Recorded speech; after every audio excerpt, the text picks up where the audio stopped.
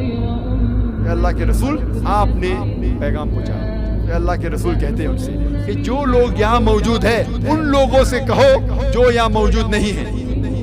یہ مشرک لوگ آخرت کے دن پہ ہمیں دوشی ٹھہرائیں گے کہ جب اللہ سبحانہ و تعالی نے یہ مسلمانوں کو ہدایت دی تھی ان نے ہمیں کیوں نہیں کہا مسلمانوں آپ سب سے بہترین امہ ہیں سارے جہاں میں. کیا ہمارے لیے کوئی ذمہ داری نہیں ہے؟ اگر آپ اپنے ذمہ داریوں سے بھاگیں اللہ تعالیٰ آپ کی جگہ ایک دوسری قوم لے کے آئیں گے اور وہ آپ کی طرح نہیں ہوگی.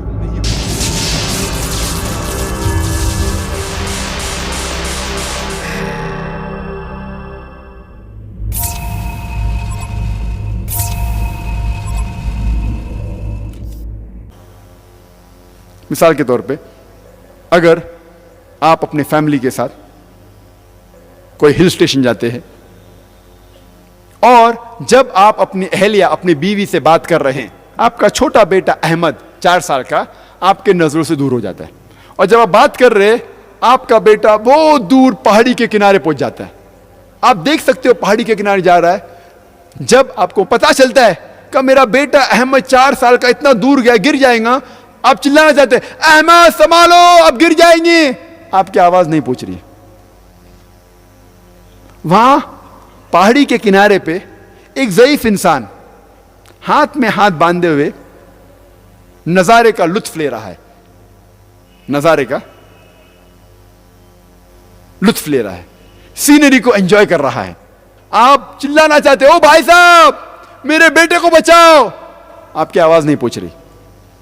وہ ضعیف انسان آپ کے بیٹے کو دیکھ رہا ہے کہ وہ پہاڑی کے کنارے نزدیک پہنچ رہا ہے. وہ ضعیف انسان آپ کے بیٹے کو دیکھتا ہے مسکراتا ہے اور پھر سے نظارے کا لطف لے رہا ہے. کچھ دیر بعد آپ کا بیٹا اس کے نزدیک سے گزرتا ہے اور پہاڑی سے گر پڑتا ہے. میں آپ سے سوال پوچھ رہا ہوں کہ آپ وہ ضعیف انسان کو دوشی ٹھہرائیں گے کہ نہیں کہ وہ آپ کے بچے کو آسانی سے بچا سکتا تھا؟ آپ دوشی ٹھہرائیں گے کہ نہیں؟ ٹھہرائیں گے. لیکن وہ آپ سے کہیں گا میں میرے کام سے کام رکھ رہا تھا I was minding my own business.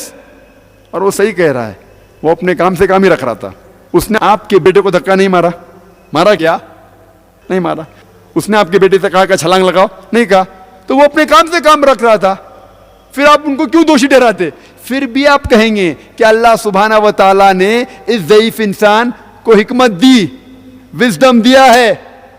میرا بچہ تو معصوم تھا اسے ایک قدم بھی لینے کی ضرورت نہیں تھی اسے ہلنے کی بھی ضرورت نہیں تھی صرف اپنا ہاتھ آگے کر لیتا اور میرا بچے کی جان بچ جاتی تھی. پھر بھی آپ اسے دوشی ٹھہرائیں گے کہ نہیں؟ بے شک. اسی طریقے سے یہ مشرک لوگ آخرت کے دن پہ ہم مسلمانوں کو دوشی ٹھہرائیں گے. جب اللہ سبحانہ و تعالیٰ نے ہمیں ہدایت دی ہم نے انہیں کیوں نہیں کہا؟ یہ مشرک لوگ آخرت کے دن پہ ہمیں دوشی ٹھہرائیں گے کہ جب اللہ سبحانہ و تعالیٰ نے یہ مسلمانوں کو ہدایت دی تھی ان نے ہمیں کیوں نہیں کہا کہ ہم غلط ہیں. اگر آپ کا پڑوسی مشرک ہے آپ نے اسے دعوت نہیں دی اسلام کی اور وہ مشرک جیسا مر جاتا ہے آخرت کے دن پہ اللہ سبحانہ و تعالیٰ مشرک سے پوچھیں گے آپ نے اسلام کیوں نہیں قبول کی؟ تو وہ کہیں گا کہ یا اللہ باری تعالیٰ کس نے مجھے دعوت نہیں دی. اللہ تعالیٰ کہیں گا وہ اس کے ذمہ داری تھی کہ وہ حق جانے اسے جہنم میں ڈالیں گا. اللہ تعالیٰ آپ سے پوچھیں گے کہ آپ نے اپنے مشرک پڑوسی کو دعوت دی اسلام کی؟ اگر آپ کہیں گے نہیں تو آپ بھی اس کے ساتھ جائیں گے. دعوت دینا فرض ہے ہر مسلمان کے لیے. یہ مشرک لوگ آخرت کے دن پہ ہمیں دوشی ٹھہرائیں گے کہ جب اللہ سبحانہ و تعالی نے یہ مسلمانوں کو ہدایت دی تھی ان نے ہمیں کیوں نہیں کہا کہ ہم غلط ہیں. اگر آپ کا پڑوسی مشرک ہے آپ نے اسے دعوت نہیں دی اسلام کی اور وہ مشرک جیسا مر جاتا ہے آخرت کے دن پہ اللہ سبحانہ و تعالیٰ مشرک سے پوچھیں گے آپ نے اسلام کیوں نہیں قبول کی؟ تو وہ کہیں گا کہ یا اللہ باری تعالیٰ کس نے مجھے دعوت نہیں دی. اللہ تعالیٰ کہیں گا وہ اس کے ذمہ داری تھی کہ وہ حق جانے اسے جہنم میں ڈالیں گا. اللہ تعالیٰ آپ سے پوچھیں گے کہ آپ نے اپنے مشرک پڑوسی کو دعوت دی اسلام کی؟ اگر آپ کہیں گے نہیں تو آپ بھی اس کے ساتھ جائیں گے. دعوت دینا فرض ہے ہر مسلمان کے لیے، فرض ہے.